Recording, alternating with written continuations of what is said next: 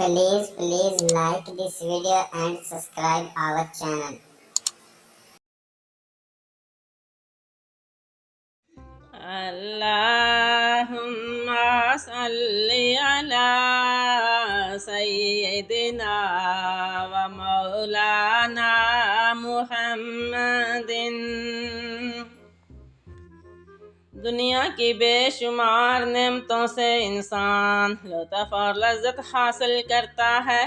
किसी नेमत को खाता है, किसी को पीता है, किसी को देखता है और किसी को सुनता है।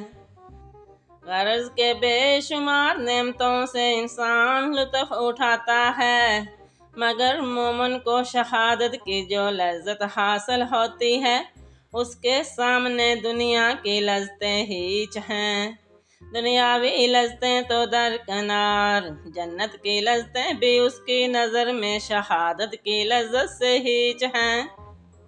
सैयदुल आलमीन खातमुल मुरसलीन सल्लल्लाहु अलैहि वालिहि वसल्लम का इरशाद गरामी है कि जन्नत में दाखिल होने के बाद कोई जन्नती वहाँ की नेमतों को छोड़कर दुनिया में आना पसंद ना करेगा कि जो चीज़ें ज़मीन में हासिल थी फिर मिल जाएं, मगर शहीद तमन्ना करेगा कि दुनिया में लौटे और 10 मरतबा शहीद किया जाए।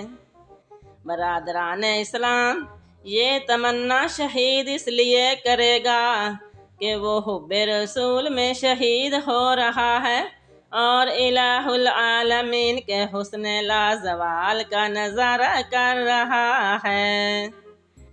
और शहीद को जन्नत में वो सुरूर हासिल न होगा क्योंकि हुस्न लाजवाल का दीदार तमाम नेमतों से बुलंद तरीन है। साबित हुआ कि मुसलमान शहादत के वक़्त हुस्न कदीम को देखता है, जान निकल जाती है और लज़्ज़त शहादत महसूस करता है। इस तरह ना ज़ख्म लगने की तकलीफ़ होती है, ना जिस्म कटने की तकलीफ़ होती है। अगर जमाल यूसुफ अलैहिस्सलाम देखने में ज़नाने मिस्र अपने हाथ छुरी से काट देती हैं, मगर ज़ख्म और खून का एहसास तक नहीं होता। तो जब मुसलमान शहीद होता है, छुरी तलवार गोली लगते हुए जिस्म कटते वक़्त वो जमाल इलाही में मसरूफ़ होता है, इसलिए उसे तकलीफ़ नहीं होती।